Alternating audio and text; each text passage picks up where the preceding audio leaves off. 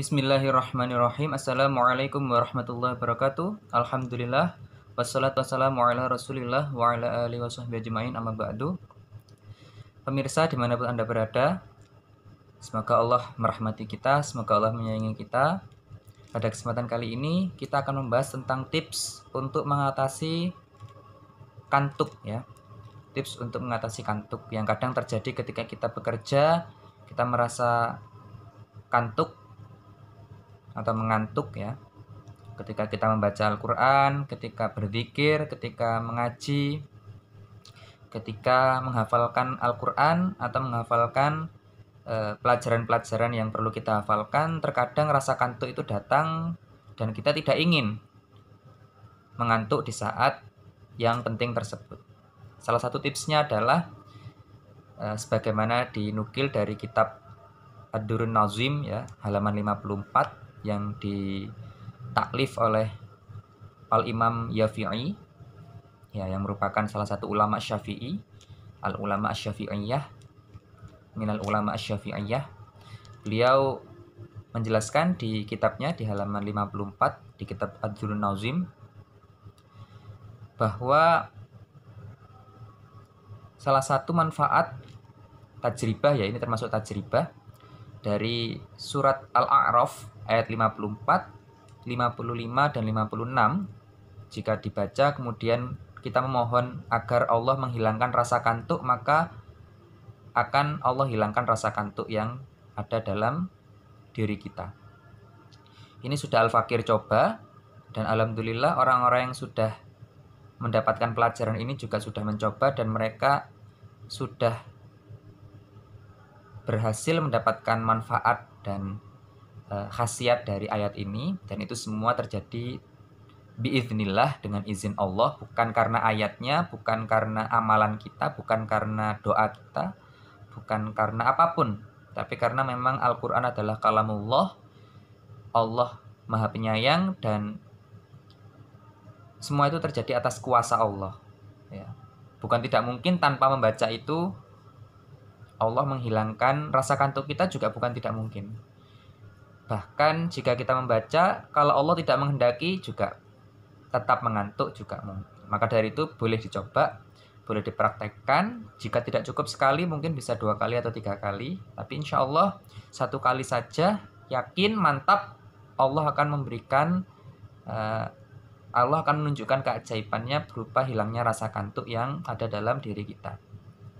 Jadi seperti itu, semoga digunakan untuk hal-hal yang diridhoi Allah. Semoga digunakan untuk hal-hal yang memang Allah suka. Jangan begadang untuk hal-hal yang tidak diridhoi Allah. Karena di antara adab yang perlu dipahami oleh setiap orang muslim adalah setelah sholat isya, hendaknya dia tidak bercakap-cakap dengan siapapun, tidak ngobrol dengan siapapun ya. Itu bisa digunakan untuk ibadah, bukan untuk bercakap-cakap yang tidak bermanfaat. Boleh digunakan untuk berbincang dengan keluarga, dan itu merupakan sunnah. Dan boleh juga digunakan untuk majelis taklim atau majelis dzikir yang memang itu benar-benar diridhoi Allah. Dan jangan sampai, meskipun itu majelis dzikir, meskipun itu majelis taklim, jangan sampai membawa madorot, dalam artian menjadikan kita terlalu lelah sehingga kita tidak sholat subuh, tidak sholat tahajud ya. Ini sangat disayangkan, karena memang kita harus mendahulukan yang wajib. Apa itu yang wajib? Sholat subuh. Apa itu yang utama? Sholat tahajud. Meskipun bukan fardu ya, tapi sebagian mengatakan itu juga suatu yang sangat-sangat dianjurkan ya. Bahkan sebagian mengatakan itu sunnah muakkad, bahkan mendekati wajib ya, seperti itu. Bahkan dulu pernah diwajibkan, namun kemudian Allah berikan keringanan sehingga tidak diwajibkan kembali sholat malam itu. Semoga Allah memberikan kita kemudahan untuk menjalani ibadah-ibadah yang dianjurkan oleh Rasulullah SAW dengan baik. Dan salah satu solusinya untuk mengatasi ketika kita mengantuk sholat malam, boleh membaca ayat yang kami jelaskan tadi. Dan setelah subuh itu juga sebaiknya kita tidak tidur, karena sangat bahaya ketika kita tidur. Setan bisa mengganggu kita dan kita bisa terhalang oleh berkah-berkah yang ada di pagi hari. Banyak yang dijelaskan di riwayat bahwa memang pagi itu keberkahan muncul dan hendaknya kita berlomba-lomba untuk menggunakannya dengan semaksimal mungkin, yaitu dengan berzikir atau mungkin menolong saudara kita yang mungkin membutuhkan. Jangan sampai kita tidur ketika subuh, dan salah satu solusinya adalah menggunakan membaca ayat ini. Ayatnya adalah A'udzubillahi minasyaitonirrajim. Bismillahirrahmanirrahim. Inna rabbakumullahu alladzi khalaqas samawati wal arda fi sittati ayyamin tsumma stawa 'alal 'arsy yughshil lailan nahara yatlubu hasitha wasyamsa wal qamara wan nujuma musakhkharatin bi amrih ala lahul khalq wal amr tabarakallahu rabbul alamin. Ud'u rabbakum tadarru'an wa khufyah innahu la yuhibbul mu'tadin wa la tufsidu fil ardi ba'da islahiha wad'uhu khaufan wa tama'a inna rahmatallahi qaribun minal muhsinin. Allahumma rabban nas adhibin nu'as ikfi antal kafi la rahmata illa rahmatak rahmatan la tugadiru ajza wa la kasla. Ya Allah, hilangkanlah rasa kantuk kami dan jadikanlah kami bersemangat untuk beraktivitas dan beribadah pada Engkau. Amin ya rabbal alamin. Karena kerja itu juga jika diniatkan ibadah akan menjadi ibadah, dan ibadah jika tidak diniatkan karena Allah untuk mencari duniawi, misalkan naudzubillahi min dzalik, maka tidak menjadi sesuatu yang bernilai ibadah di sisi Allah. Naudzubillahi min dzalik. Selain untuk menghilangkan kantuk, ayat ini juga ya, ayat 5. Kalau untuk menghilangkan kantuk ayat 54, 55, 56. Namun jika kita baca ayat 54 ini ya, sampai Rabbul Alamin, Tabarakallahu Rabbul Alamin, maka dijelaskan juga oleh Al-Imam Al-Yafi'i Asy-Syafi'i ya, yang taklif kitab tersebut, bahwa seseorang jika sebelum tidur membaca ayat tersebut, insya Allah akan melindungi dari iblis dan seluruh bala tentaranya. Ya, Allah jaga dari gangguan iblis dan seluruh bala tentaranya, dan itu semua terjadi atas izin Allah. Karena sudah adzan ya, mari kita jawab adzan bersama-sama.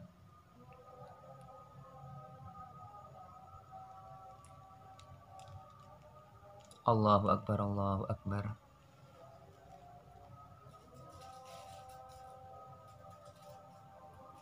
Asyhadu an la ilaha illallah.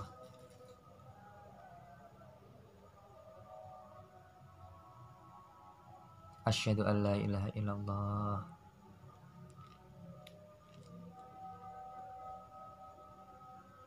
Asyhadu anna Muhammadar Rasulullah.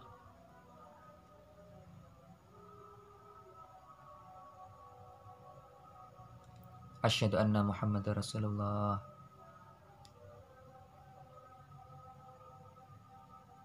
La haula wala quwata illa billah.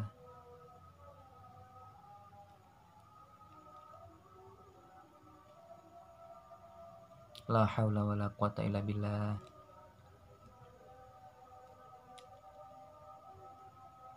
La haula wala quwata illa billah.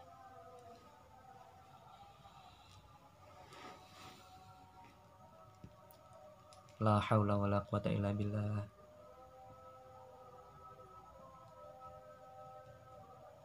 Allahu Akbar, Allahu Akbar.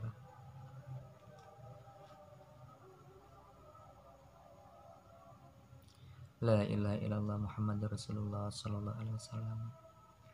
Allahumma rabba hadhihi da'wati tammah wassalatil qa'imah ati sayyidina Muhammadin wasilatul fadilah wasyarat wa darajatul 'ala rafi'a wa fil maqaman mahmudan alladhi wa'ata innaka la tukhliful mi'ad.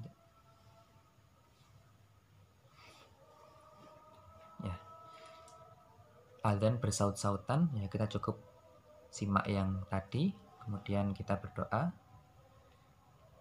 dengan doa yang mungkin kita terima dari guru kita masing-masing. Tidak perlu kita perdebatkan ya, karena doa itu adalah permasalahan ijtihadiyah ya. Asalkan maknanya baik, asalkan itu tidak bertentangan dengan Al-Quran dan As-Sunnah, maka sebenarnya itu adalah baik. Namun memang hendaknya kita mendahulukan atau kita takdim sesuatu yang berasal dari Allah dan Rasulullah SAW, baru kemudian yang dari para ulama Baru jika memang tidak kita temukan, boleh kita berdoa dengan ijtihad kita sendiri, dengan kebijaksanaan kita sendiri, dengan bahasa apapun, asalkan itu dengan penuh kekhusyuan, ketawaduan, dan kita merendahkan diri pada Allah, memohon dengan penuh hina bahwa yang bisa mengabulkan doa kita hanyalah Allah Subhanahu wa taala, dan kita harus yakin, mantap. Jangan sampai kita ragu karena keraguan kita menghalangi doa yang kita panjatkan pada Allah Subhanahu wa taala. Demikian ya, semoga yang sedikit ini bermanfaat. Jika ada kurang lebihnya saya mohon maaf.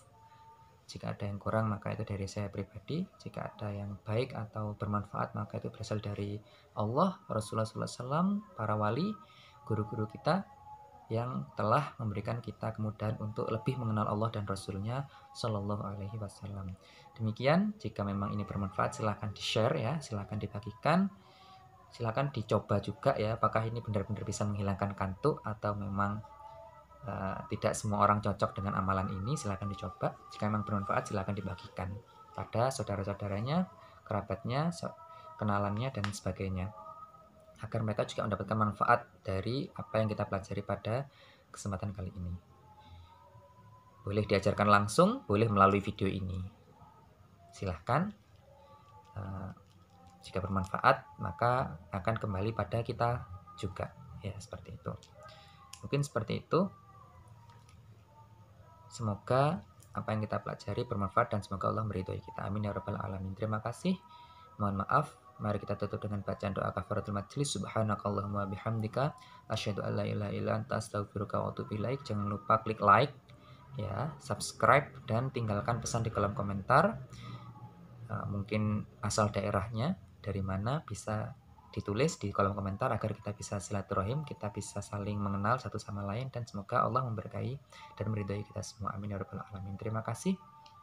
Link untuk website yang menjelaskan tentang pembahasan kita pada kesempatan kali ini ada di link deskripsi ya di bawah.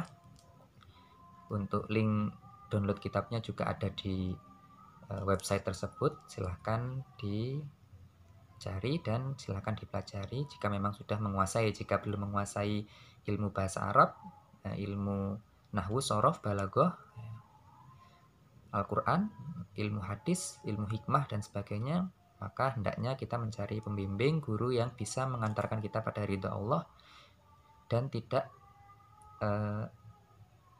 mengantarkan pada egonya ya, bukan kepada dirinya sendiri ya. Orang yang berdakwah pada Allah, bukan pada organisasinya, bukan pada dirinya sendiri, tapi ad-dakwah lillah, untuk Allah, bukan untuk cenderung pada dirinya sebagai tokoh atau pada organisasinya sebagai jamaiyah, tapi lillah, karena Allah, untuk menegakkan agama Allah dan untuk mempersatukan seluruh umat muslim yang memang mereka menghendaki persatuan dalam ridha Allah Subhanahu wa taala.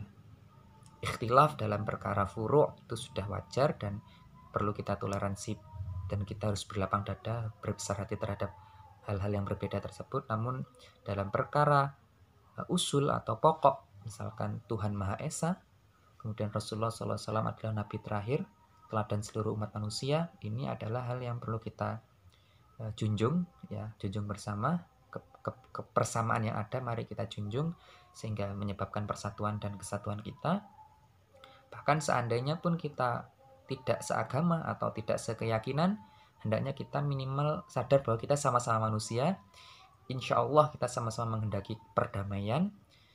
Maka dengan kedamaian yang ada itu kita seharusnya bisa bersatu, dan ajaran inti dari Islam itu sebenarnya memang adalah kedamaian.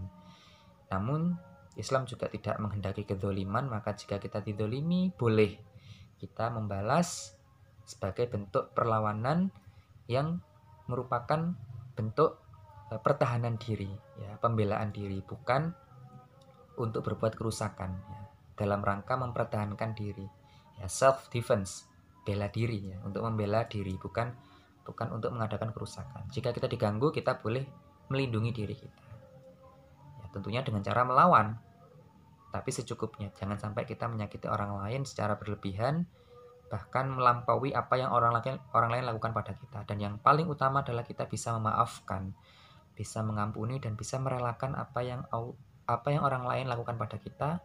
Misalkan orang lain menyakiti kita, kita memaafkan mereka. Orang lain mendolimi kita, kita mengampuni mereka. Itu adalah yang paling mulia, paling utama, dan itulah yang diajarkan oleh Rasulullah SAW, dan itulah yang harus kita teladani bersama. Semoga Allah memampukan kita, semoga Allah menguatkan kita, semoga Allah memudahkan seluruh urusan kita untuk senantiasa meraih ridha Allah dan menerapkan sunnah-sunnah dan meneladani apa yang telah diajarkan oleh Rasulullah SAW berupa akhlak mulia, akhlak-akhlak yang terpuji yang diridhai oleh Allah Subhanahu wa taala. Terima kasih, mohon maaf. Kami tutup. Billahi wasabil haq fastabiqul khairat. Wassalamualaikum warahmatullahi wabarakatuh.